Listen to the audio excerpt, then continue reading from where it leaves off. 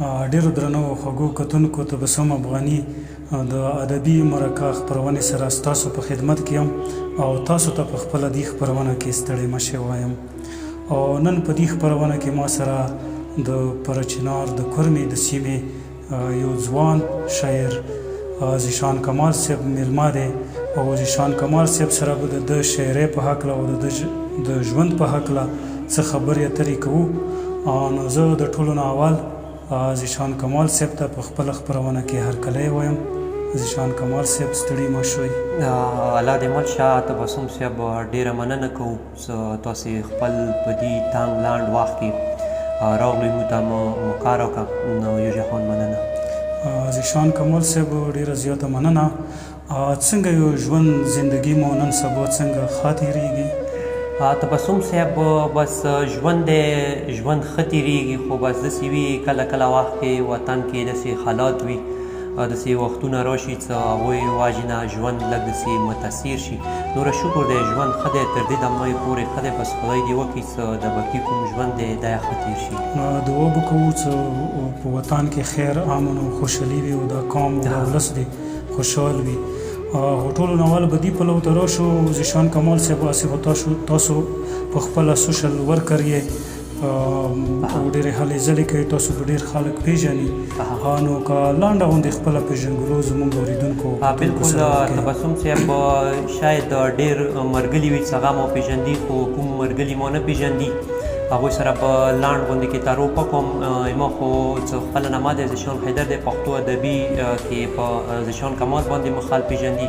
خو خپله په غوټې کې پرچنار کې او پرچنار کې بیا یو کلي مځایو کې خپل ژوند شپې سبا کوم او په مځایو کې خپل ژوند ګزران کوم. ډېر ښه. ذیشان کمال صاحب زده کړې مو څومره کړي دي؟ تبسم صاحب ما خو چې کوم دی تعلیم بی د کوم فی الحال لګیا یم علامه اقبال اوپن یونیورسټي اسلام آباد نه، هغه نه پرایویټ بی کوم بی مو کړي دي. ډېر ښه مو کړي دي. او وړاندې مو څه خیال دی خپله د تعلیمي کومه زده کړو سلسله دی دا به جاري ساتئ؟ تبسم صاحب لکه ژوند کې ډېرې خبرې دي که نه، ډېر مشکلات دي، زړه مو غواړي چې یاره ما چې کوم تعلیم یې ټوله مو ریګولر کړی وای، خو بیا ژوند کې داسې خبرې شي لکه تو ته پات شي، داسې مشکلات شي، کور واجي څه واجي، نو داسې اراده دی شاید مو کوم تعلیم دی مو کوم دا ستونزې دي دا نیمګړي پاتې شي، ویلې څه زړه مو دا دی څه بس دې نه بعد به کیدای شي زه مسافرۍ ته لاړ شم وطنه. نو خدای دې وکړي چې په وطن کې دې سبب وشي. نو نن سبا دلته څه روزګار کوئ تاسو؟ زه خو فی الحال چې کوم دی پرچنار کې بازار کې ما یو فوټوسټیټ دکان دی، فوټوسټیټ سره سم لکه د کمپیوټر کمپوزینګ کار کوم، بس هغه کې وخت تېرېږي، هغه کې ګزاره چلېږي. او شاعري مو څنګه روانه دی نن سبا؟ یاره تبسم صاحب شاعرۍ چې کومه دی مو ته خو اکثر خپل غزل ډېر خوشي برېښي، چې کوم غزل وي مو ته ورکې څه نه برېښي خپلو غزلو کې، بس خال دې خوښوي، خو بس مو ته خپلې شاعرۍ څه پاتې نه لګېږي چې څنګه یې روانه دی، خو بیا ډېره مننه کوم په سوشل میډیا خال سپورټ کوي، بس خلکو ته د ښه برېښي، خو مو ته خپله شاعرۍ ډېره خوشي برېښي، بس ښه دې روانه دی. نو هغه څه نیمګړتیاوې دي چې تاسو ته په خپله شاعرۍ کې ښکاري؟ خو تبسم صاحب که نن سبا دا ورکې ته شاعران واورئ، دا انسان چې کوم دی که هر څومره ښه وي، خو ځانه بل شاعر واوري هغه نه متاثر شي، خپل کوم شعر او شاعري دی هغه ته خوشي وبرخېږي چې او ته نه وبرخېږي، ولې مختلف خیالونه وي. زه خپله نوره شاعران اورم یا چوک پړاو کوم یا یې واورم، نو ما ته خپل غزل ډېر خوښي وبرخېږي چې یاره تا په غزل کې هېڅ یا نشته. د ښې شاعرۍ دپاره څه کول پکار دي؟ ښه شاعرۍ چې کومه دی ښې شاعرۍ دپاره پکار دی سړی سټډي وکړي، مطالعه وکړي، مشق وکړي، خو ټولو نه غوټه خبره مشق نه او سټډي نه علاوه پکار دی یوه ښه شاعر سره استاد شاعر سره د زیاته ناسته وکړي. لکه نن سبا هر ځای کې خپلې ادبي جرګې دي، هغو جرګو کې چې سړی کیني نو ښه شاعري باله وکړي، چې کله ښه ناسته پاسته وي ښه مشق وکړي او مطالعه وکړي، نو مطالعې سره به شاعرۍ ښه کېږي. نن سبا چې کومه شاعري روانه دی په د سوشل میډیا باندې کېږي، نو تاسو څه خیال دی څنګه شاعري پکار دی زموږ ځوانان او دا کوم قسم ته شاعري پکار دی چې وکړي؟ خو نن سبا حالاتو کې موږ دا نشو ویلی چې موږ تنقید کوو چې ښې شاعرۍ به حمایت کوو، خو په سوشل میډیا چې موږ نن سبا چې کوم کس وو یاره زه دې شاعرۍ حمایت نشم کوی ځکه زه پکار دی موږ تاسې دوی شاعرانو ته دا پکار دی چې داسې شي حمایت نه وکړي چې هغه نه یې سړي سوچ خرابېږي، ذهن خرابېږي. خو داسې شاعران دي هغه لګیا وي ټوپکو ذکر کوي، دې ته موږ څنګه دوی شاعرانو موږ حمایت وکړو؟ زه راځو وړاندې نورو تپوسونو له هم کمال صاحب، ستاسو د شاعرۍ خپل موضوعات څه دي؟ تاسو کوم قسم د شاعري کوئ؟ زه خو خپله لکه داسې دی چې ما هر رقم شاعرۍ کړي دی، روماني میا کړي دی، د معیاري شاعرۍ میا کړي دی. خو اوس نن سبا دور کې یو ماته ذهن کې داسې برېږي چې نن سبا د جانان په سترګو زلفو پکار دی دا شاعرۍ د بس مو پرېږدو. واخ داسې واخ راغلی دی چې یو ظلم یو زیاتی پښتون سره پکار دی موږ یوه انقلابي شاعرۍ وکړو. زبردست. زموږ خپله اراده دی لکه اوس نن سبا دور کې زه هغه ظلم زیاتی په ګوته کوم، هغه شعرونه لیکم چې هغه نه خلکو ته یو پیغام ورسېږي. زبردست، ډېر ښه. مننه. بریالیتوب درته غواړو کمال صاحب. څه ضرورت محسوس کړو زیشان کمال صاحب چې سوشل میډیا ته راغلی تاسو او خپلې هلې ځلې کوئ په دې باندې زه تاسو وینم اکثر چې ډېرې داسې خپرونې کوئ او مرکې کوئ داسې، نو څه ضرورت مو دا محسوس کړی دی تاسو؟ خو داسې دی تبسم صاحب ما ته خو دې شي اول ضرورت نه و، صحیح دی چې ما ته هېڅ ضرورت یا نه، لکه نن سبا ژوند ډېر لنډ تنګ دی، دوره وخت چېرته نه وي پنځو خبرو پاره. دا اکثر به ما په سوشل میډیا لارو باره پښتانه لیده چې هغه په ډېر کم هغه کې به خو خلکو په اسمان ته خیچولي وه. ما ځان سره یو سوچ وکړو چې یاره سوشل میډیا نه بغیر خولي تا شاعرۍ نه کور مې کې داسې خلک شته دي چې هغوی ژوند کې ډېرې خپرۍ کړي دي، هغوی ډېرې ستونزې کړي دي، هغه ډېر پوخ لیکوي. تبسم صاحب ما ځان سره سوچ وکړو چې نه بېله ته نه په کور دی، کور مې کې ډېر تکړه شاعران شته، ډېر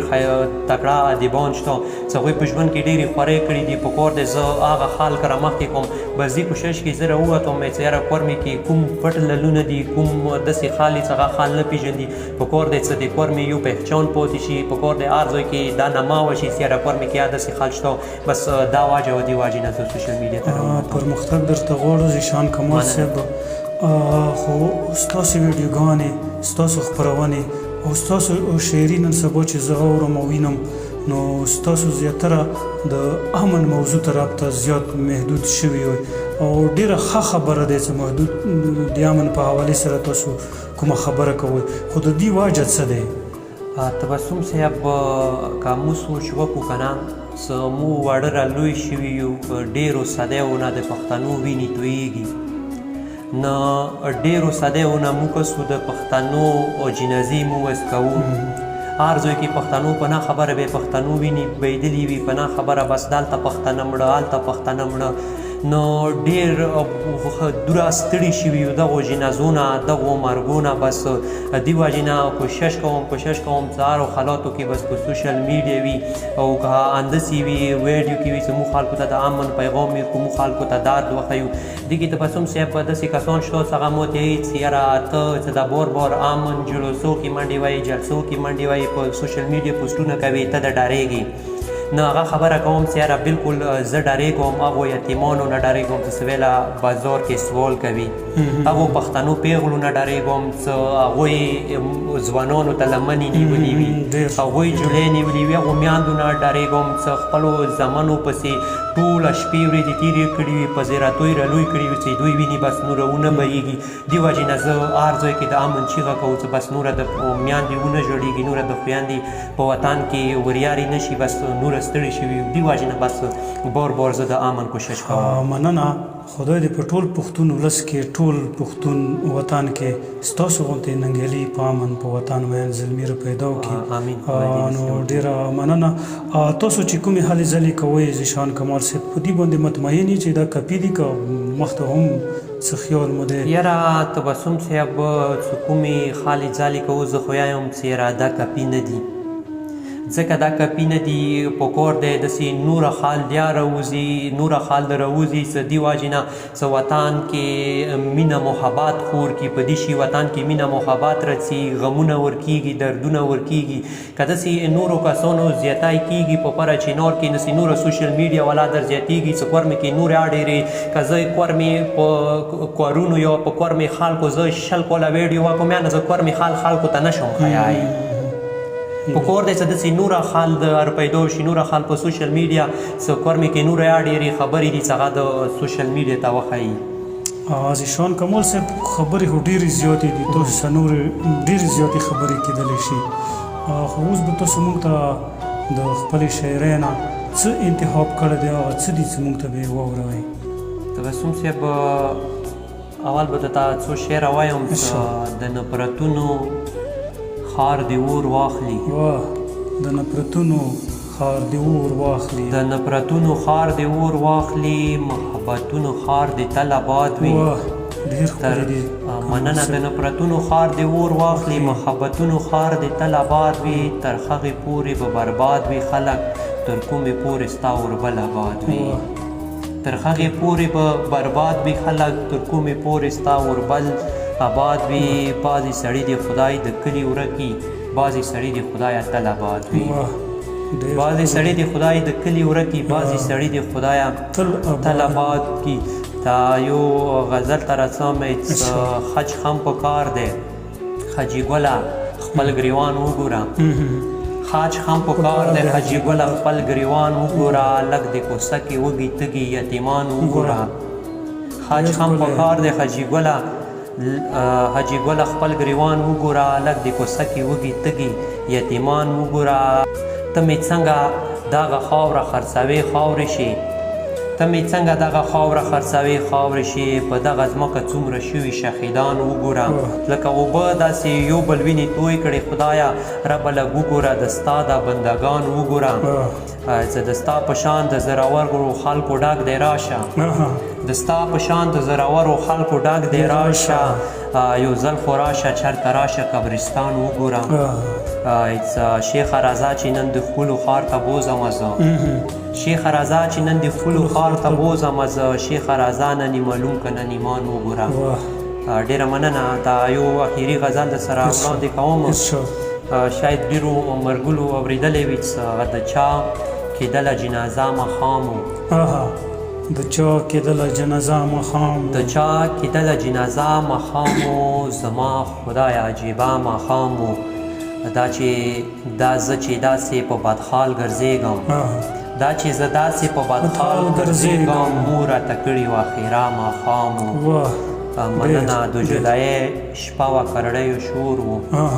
د جدایۍ شپه وه کرړیو شور و توره تیاره ډیوه ډیوه ماښام و مننه هغه سړی مې نن بېخده یاد شو هغه سړی مې نن بېخده یاد شو چې راکولی حوصله ماښام ډېره مننه هغه سړی مې نن بېخده یاد شو چې راکولی حوصله ماښام په ټوله لار به غورځېدم پڅېدم په ټوله لار به غورځېدم پڅېدم بېګا مې کړي وه نشه ماښام زما ماښام به ګرانه څه ماښام وي زما ماښام به ګرانه څه ماښام وي چې تا سره و نو خو هغه ماښام یو زورور چې یتیمان جوړول یو زورور چې یتیمان جوړول ټول لړزېدم توبه توبه ماښام اخري شی د ذیشان کماله په کیسو کیسو کې ذیشان کماله په کیسو کیسو کې تا به کوله چې ټاپه ماښام د چا کېدله جنازه ماښام زما خدایه عجیبه ماښام ډېره مننه ډېر ښکلی ډېر ښه ذیشان کمال صاحب ډېره زیاته مننه ذیشان کمال صاحب زموږ سره دا خوږې خبرې وکړې او دا خوږ کلام زموږ اورېدونکو او کتونکو سره شریک کړو نو ډېره مننه کوو تاسو نه او مخ په وړاندې کامیابي او بریالیتوب درته غواړو همیشه دپاره ذیشان کمال صاحب په اخره کې د پښتون ولس پښتون وطن او د ځوانانو زلمو ته څه پیغام لرئ تبسم صاحب اکثر که ته سوچ وکړې مو هرې ویډیو کې پیغام په پیغامونو ډېر ستړي شو خو نن یو دا پیغام ته لرم څه پښتون نن سبا په خبرې توپک ته لاس چوي، په نه خبره یې توپک راخستی وي او وینې بیولي وي. خو زه په ټولو پښتنو ته دا پیغام ویر کوم چې یاره کله توپک ته لاس چوئ، د چا وینې تویوئ، دا سوچ په کار دی وکړي چې یاره دا د چا زوی دی یا دا د چا ورور دی، دا بې غریبانو کې، دا بې باد و وریځو کې رستر کړی وي. خو په کار د هغه نه بعد یو دا سوچ یا وکړي چې یاره دا څه زه کله مړ کوم بیا یې مو خونه پتې کېږي، مو جیددونه پتې کېږي، مو عزت نیوبه سپرېږي، مو عزت خرابېږي. خو ټولو پښتنو ته زه دا ریکویسټ کوم چې یاره توپک نه مخکې تاسې پنځمې لټه سوچ وکړئ، نه انشاءالله تاسې به بیا بعدې ورځې نه کسوئ، ځکه څه که تاسې ډایرکټ توپک راواخیستو په نه خبرې مړې کوئ نو تاسې به وطن یا پاتې وي. نو زه ټولو پښتنو ته دا پیغام یې کوم چې بس په کار د مینې محبت سره هغه خبرې څه خبرو سره خلاصېږي، په کار د خبرو سره دې وکړي، هغه ته د توپک ضرورت نه شي، پیښ توپک د نه راواخلي. نو بس په اخره کې دا مو پیغام و. ډېره زیاته مننه ذیشان کمال صاحب چې موږ سره مو دومره ښې او خوږې خبرې او خپل خوږه شعرونه مو موږ سره شریک کړل. زموږ اورېدونکو او کتونکو سره تاسو نه ډېره مننه کوو. ډېرو درنو او خوږو کتونکو د پړه چنار او د کرمي سیمې دې ځوان زلمي شاعر ښاغلي ذیشان کمال صاحب سره دا خوږه مرکه او د دوی خوږه شاعري تاسو واورېدله. د داسې نورو ډېرو ادبي خپرونو دپاره او تاریخي او نورو کلتوري خپرونو دپاره زموږ دا چینل او زموږ دا پاڼه لایک کړئ او خوښې کړئ او خپلو نورو ملګرو سره یې شیر کړئ. ډېره زیاته مننه. اجازت غواړم. ښاد آباد او بریالي اوسئ.